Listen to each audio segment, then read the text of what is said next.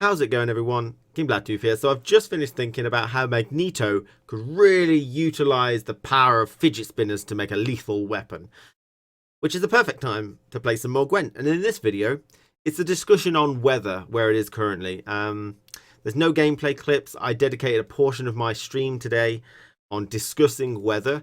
I wanted to talk about how I felt it was, where it is, and the suggestions that other people have had on what to do with it and what repercussions that would have, in my opinion.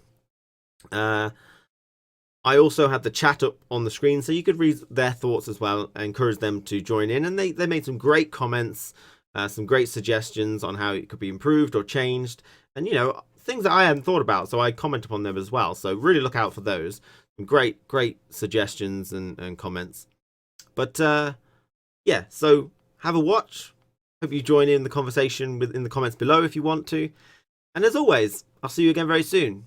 Take care, and thanks for watching. Weather itself triggers at the start of a turn. That's something a lot of people find annoying because it means you can't avoid damage even if you got the answer to it. Now, my question to that, and this is an open dialogue with you guys, is should that bronze card, if it's a frost is pretty much the only one that is rampant at the minute. Fog is not so bad, and rain is not so bad either.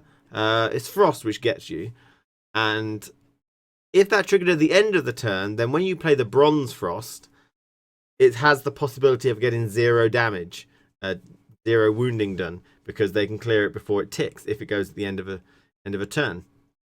So should that bronze have the possibility of 0 removal, 0 strength, 0 wounding? And if so, will people run it? I'm starting to think less people will run it if you can get rid of it. Counter argument to that, though, is that Clear Skies is also a 0 value card that you use. So if they use a Biting Frost and you use a Clear Sky against it, it's 0 value for 0 value, which is fine, but you never really use Clear Skies like that.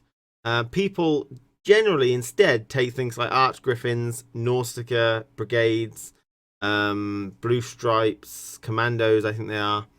People normally take these guys which have clear a row with a body.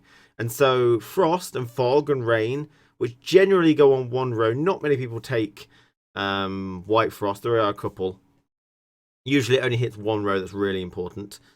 Playing that Bite and Frost, you'll get 0 value if they clear it, and they'll probably clear it with a body, a unit, which means it's a tempo up for them, only by about 5 or 6 strength or so, but it's more, the Bite and Frost has got no value, and it'll be like a Shackles, possibly.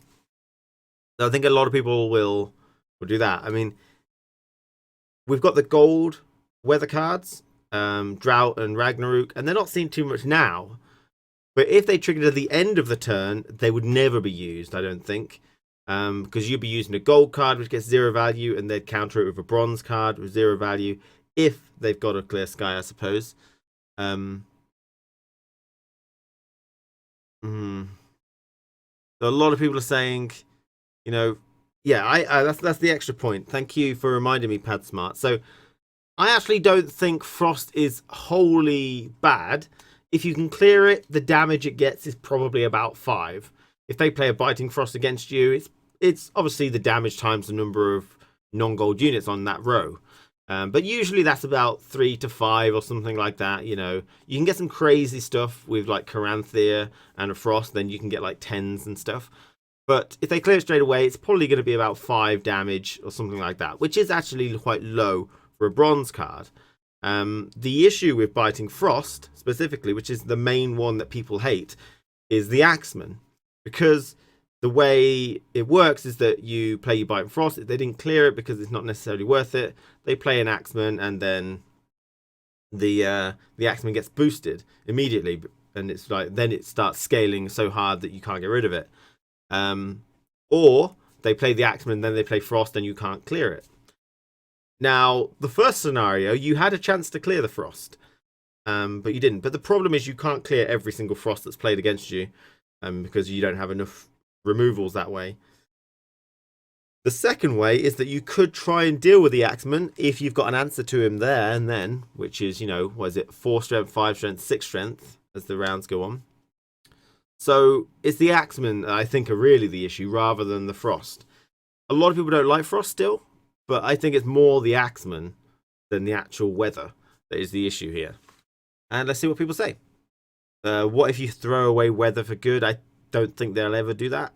It's an integral part of Gwent from the original, and it's something they're going to try and keep in as much as they can. Because to be honest, weather is probably one of the pinnacles of where the melee, range, and siege go. You know, that type of thing is probably, weather is the most important factor to the melee, range, and siege rows. If you didn't have weather, there would not be an overly large amount of reason to play on certain rows. Lacerate now, Manticore Venom, I suppose. You know, a couple of other things like Spear Tip and stuff, but I mean, there was the Chinese leaked beta patch, and they said that they thought Weather Frost was going to hit one unit from the bottom and one unit from the top, so it would do 2 damage the same as Frost and Fog. But it hit 1 from the top, 1 from the bottom on that particular row, which is not good because it'll level from the top and it'll kind of not level from the bottom. And it'll only do 1 damage still, but that was an option. So they might just change Frost altogether, you know, change it from 1 damage to every unit, but it'd be difficult to think about what they could do with it. Someone said, why not just make it hit a max of 3 units per turn? Then you start opening RNG, unless you start making it like Skellige Storm, where it's positioning based, like on the left or right side. But then 3 units, that's 3 damage if it does 1 damage each time, which is, it's not bad, I suppose. You probably won't level with it, which is good. Good in the way that, you know, if it does 3 damage, which is more than Fog, then you should be able to level with it. But Fog can go crazy. Fog can do 2 damage per turn, 4, 6, 8, you know, depending on how much stuff is leveled. People seem to think the weather needs a limit. I don't understand. There wasn't a limit in weather. There was... Oh, wait. 3 biting frost. That was a limit, yeah. But you can only have 3 biting frosts in this Gwent. Apart from things like Leshen and Caranthea and White Frost and Aeromancy. But in the Witcher 3 Gwent, you did have leader cards which could play a biting frost. I don't believe... Some of them played it from your deck. Some of them just played it, I believe. Spawn one. But that game was a lot less ability based. So, you know, if they'd have put a lot of abilities in there, they probably would have added frost and stuff in there. Yeah, I mean, I remember someone saying a while ago that maybe they created some custom cards. And the custom cards, I can't remember what it was now. But it was like Morning Dew or something like that. A form of weather, which is a positive buff. +1 strength to every unit on a row. It might be crazy. Or something like that, you know. So adds 2 strength to the lowest unit on your row. So it starts to bring them up. Which is kind of like Triss. But it's a positive weather, maybe. But maybe they don't want to go for that. Maybe they want weather to be wholly offensive. Because then it might mess up the clear weather, which... only clears weather on your side, which is if you've got a positive weather and a negative weather on 2 different rows, you don't want to clear them both and it starts to get complicated. So they might not stick with friendly weather, they might stick for wholly offensive weather.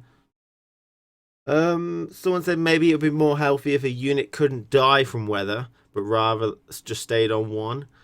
What would that achieve, do you think? That would mean that most of your strength could go, but there would still be units left on the board ready to buff.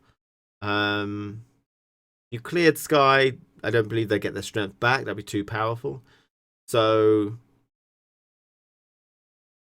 if they couldn't die, it probably would be quite good. It means things like golems and harpies and Arrakis, they would stay alive.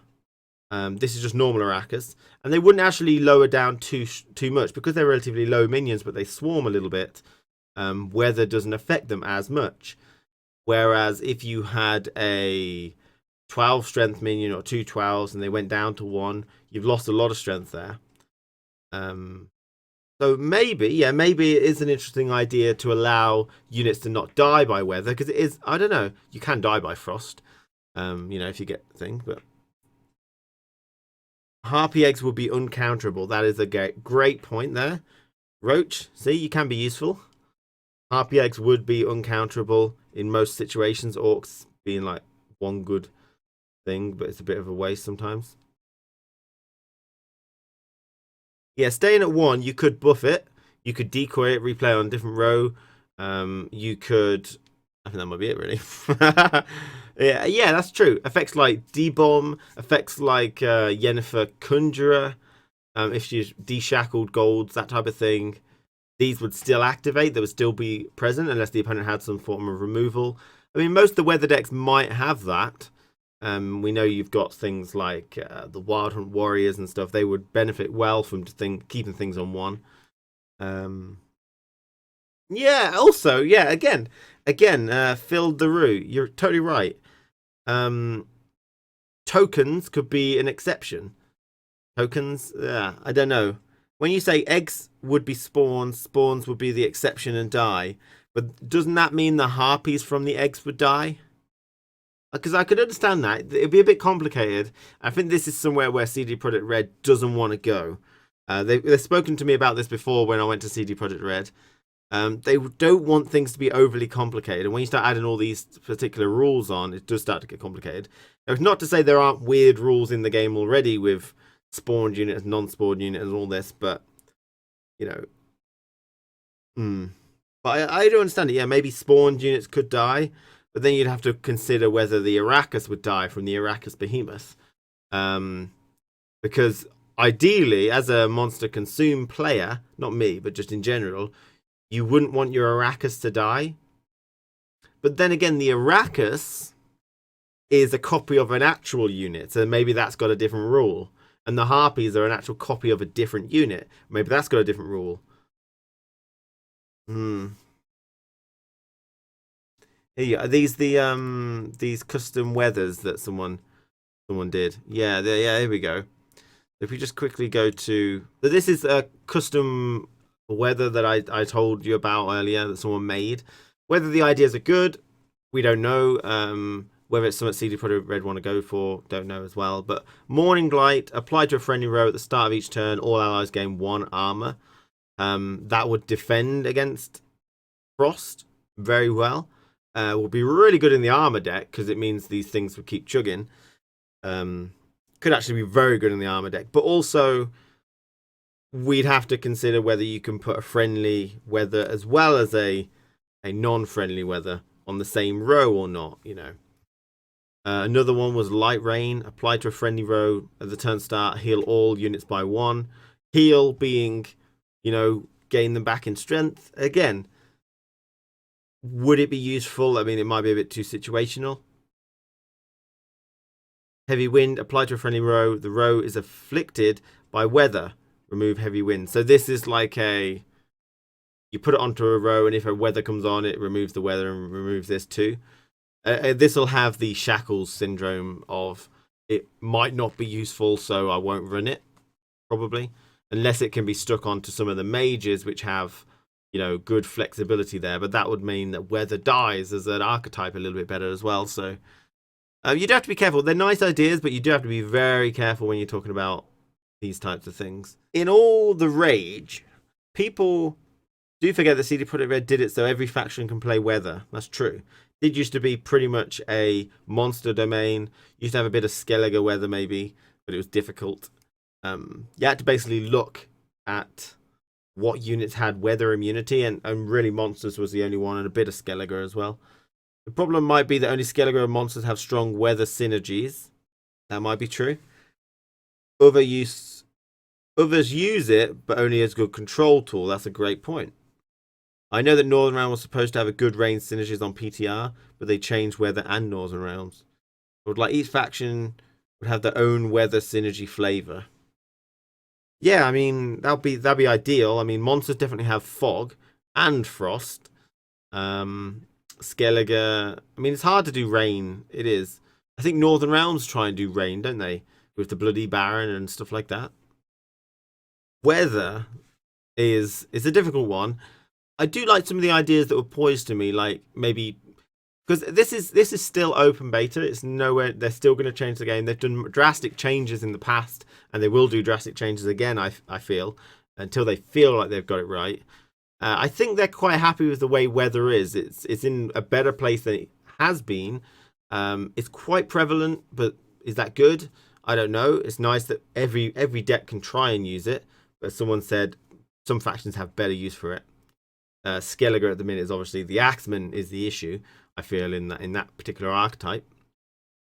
But if they do change it, I do like some of the ideas, like perhaps trying out testing internally or externally. I don't mind on a PTR with just a few people or to the public. I don't mind, but testing whether units can't die and how that feels. It might be really annoying because you wouldn't be able to kill a grave hag with it, although you can't really anyway unless you've got rain. So I like that idea. That was an interesting idea. Maybe they could do something about harpy eggs, allow them to die because of some reason.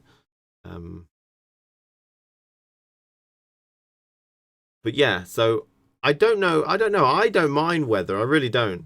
I think the Axemen gain too much benefit from it. But apart from that, I'm generally fine with weather. How much value do you get? If you clear it, you get like 5. If you don't clear it, then you get upwards of 1 billion. But I don't know how they could make it any weaker. Apart from, like people say, they want to change it to the end of a round. But I just think that would just make weather crap. And I mean, you got to consider where the meta would go in that case. If weather becomes crap because it happens at the end of a turn, at the beginning of the meta, you'll probably see that people will try it, people will fail, and because people have got these bronze units which clear rows, so people will stop playing weather decks. People will moan about weather decks being shit. Then people will take probably less weather immune things, weather clearing things, and then a couple of people will try a couple of weather options, like you'll stick a weather in a Northern Realms deck or something, and it'll do crap. And then they'll have to do something about it, won't they? I think. I don't know if weather couldn't kill units and rain set something. Oh yeah, you would have to change rain, of course. Rain would just have to be wound the lowest unit or units higher than 1 something. So it basically puts everything down to 1 strength, and then maybe you could epidemic or something. I don't know. Weather is prevalent. It's exceedingly good in monsters where they have a lot of it. And it's really good in Skellige where they've got Axman that really utilize it. But otherwise, it's not good. If every faction was as not good as the ones that don't utilize it as much, it wouldn't be that difficult. Squirtel, Northern Realms, and Nilfgaard. If Skellige and monsters were like that, weather wouldn't be an issue. Could still be powerful, but I guess they do want monsters to have a weather deck. So it's a difficult choice, really, because I think it's going to be so hard to just find the middle ground where it's good for monsters but not overpowered, and it's good for everyone else as well that don't have as much. I would really like to see the Axemen become self-wounding again. They used to be self-wounding. They used to go up in strength every time you wounded your own units or your units were wounded. I guess that might still be difficult if you run a control deck, but then hopefully you can get rid of the Axemen better. I don't know. That's really all I wanted to discuss. I think there's been a lot of good ideas in the chat, and I think it was a healthy discussion. Yeah, obviously, if you change the Axemen back to self-wounding, then the bears might need to be self-wounding. Doesn't necessarily have to be, because that might be a different archetype. That might be more of a Harold the Cripple, Drummond Shield Maiden archetype. And if you want to go self-wounding, Warcry, Axeman, go for that. Maybe you could make the Axeman part of the Warcry deck, where they get strengthened by 1 every time something is wounded. Something else is wounded. But they've also got regressing, kind of like those ships do. A different kind of variation on the ships. It might be terrible, It's just throwing out ideas, that's all. But I don't know. You don't necessarily have to make the Savage Bear self wounding again. Although I would like to see the Savage Bear become whole board wounding again. I thought it was more difficult. Maybe they'll just become crap though. Or, as someone said, they need to make weather not count as traditional wounding. That's going to be difficult. Because that adds another layer of complexity that, you know, is not in the game at the minute. It's not just adding, oh, this card's text is going to a dim essay long. It's a whole new layer of complexity. Is that you've got wounding and you've got weakening. You've got buffing and you've got strengthening and you've got weather wounding. It starts to get just an extra layer there. Although I like the idea, you know, it's an interesting concept. They have to toy with that as well. With Rain and Fog, you can play around the wounding with the staggering mechanic, whereas Frost, you can't. You can try and agile onto different rows, but you can do that with Fog and Rain as well. Frost, you have to take the damage. I think that's why we're starting to see those immune boosts becoming a bit more popular than Thunderbolt potions now, because they add 3 armor. I don't know. Well, the only way they could change Frost then is by making it hit the highest or the lowest units. You know, so it didn't hit everyone. You don't want to hit just 3 out of like all of them, because then it's RNG.